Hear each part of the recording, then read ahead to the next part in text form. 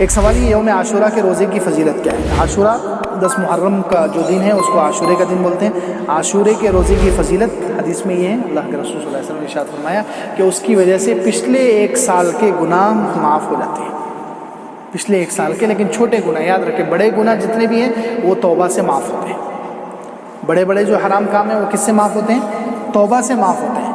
تو یہ جو جن اعمال کے بارے میں ہے کہ ان اعمال سے گناہ معاف ہوتے ہیں، نماز سے، جمعے سے، رمضان کے روزوں سے اور یہ عاشورے کے روزے سے، تو اس سے مراد یہ ہوتا ہے کہ چھوٹے چھوٹے جو گناہ ہوتے ہیں وہ معاف ہوتے ہیں۔ تو خیر عاشورے کے روزے کی فضیلت یہ ہے کہ اس سے 1 سال کے، پچھلے 1 سال کے صغیرہ گناہ معاف ہو جاتے ہیں، اس لیے اس روزے کا اہتمام کرنا چاہیے۔ اللہ کے رسول صلی اللہ علیہ وسلم نے اس کا اہتمام کیا۔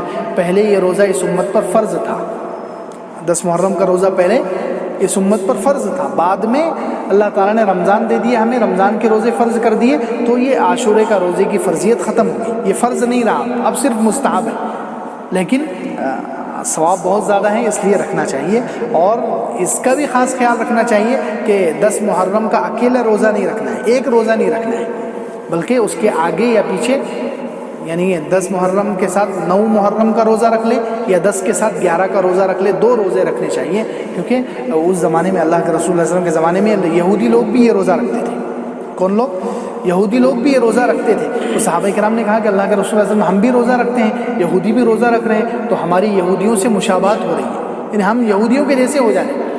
تو اللہ کے رسول صلی اللہ علیہ وسلم نے ارشاد فرمایا اگر میں آئندہ سال زندہ رہا تو پھر ہم 2 روزے رکھیں گے تاکہ یہودیوں کی مشابہت نہ ہو جائے، یہودیوں کی مخالفت ہو جائے۔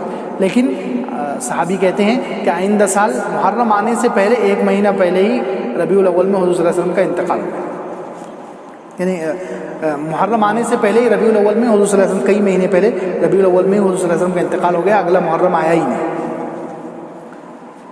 لیکن چونکہ حضور صلی اللہ علیہ وسلم نے بول دیے کہ اب آئندہ سال اگر میں زندہ رہا تو 2 روزے رکھوں گا، اس لیے علماء کہتے ہیں کہ اب امت کو 2 ہی روزے رکھنے چاہیے، چاہے تاکہ یہودیوں کی مخالفت ہو جائے، اس لیے 2 روزے رکھنے چاہیے، 1 روزہ نہیں۔